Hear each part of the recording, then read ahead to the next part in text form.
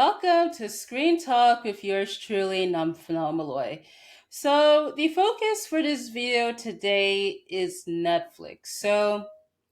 I saw this tweet from Discussing Film earlier today, where apparently, according to an article that was posted on N plus one, it essentially says here that Netflix execs tell screenwriters to have characters announce what they're doing so that viewers who have a program in the background can follow along. They also have thousands of micro genres, including casual viewing, which is used for movies that go down best when you're not paying attention.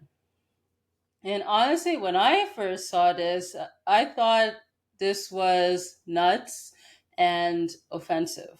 Because usually, when it comes to writing, it's you always go with the motto show, don't tell. Because you know why? Less is more, essentially. But it seems like Netflix, they want to be lazy, where they want to have things just spelled out for the audience, even though that's unnecessary. And honestly, when I first saw this, I thought, isn't this the point of audio descriptions? Because that's what they're there for, essentially. So I'm wondering, like, do they want to do this? Like, what, to save money on audio descriptions? I don't know. Or maybe they feel like people who don't need audio descriptions won't use it, but want the characters to be saying their actions out loud because maybe it sounds better. I don't know. But honestly, either way, it's just messed up for Netflix to be doing this. It's just weird. So when I so when I go to the article here,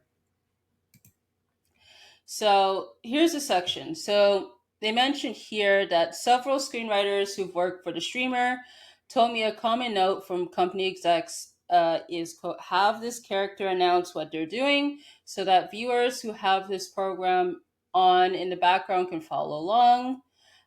They note an example from the Lindsay Lohan movie Irish Wish, where Lohan's character says, "We spent a day together." She tells this to her lover James.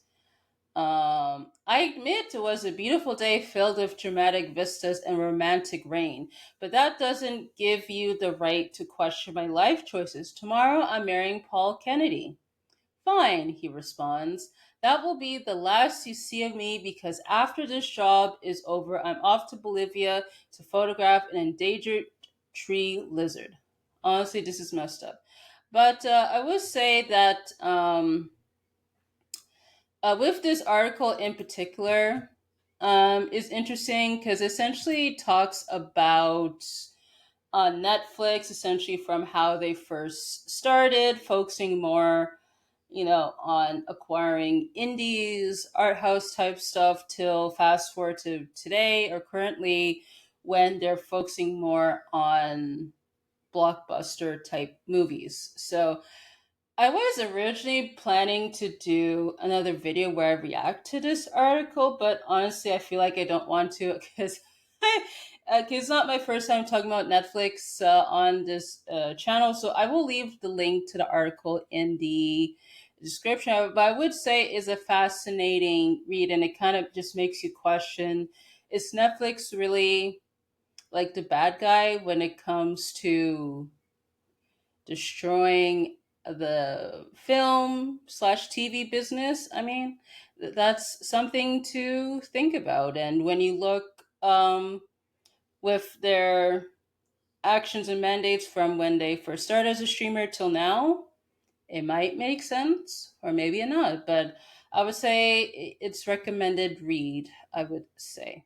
But back to this whole casual viewing nonsense. Honestly, like, what's the point of putting something on Netflix when you're not going to watch it? That just does not make sense because if people just want to put stuff in the background, just put a podcast or audio dramas because those are still being made. I mean, I mean, that those I would say are the more suitable options if you're just going to put stuff in the background, because otherwise, honestly, what's the point of just doing casual viewing? It just does not make sense. That's pretty much my thoughts on this. I want to know what you guys think about this topic. Let me know in the description. So, also too, if you want to support me, you can visit my Buy Me Coffee. The link is in the description where you could donate. Also, too, if you want to follow me on social media, my links are in the description. And I want to say thank you so much for tuning in, and I hope to catch you on the next one.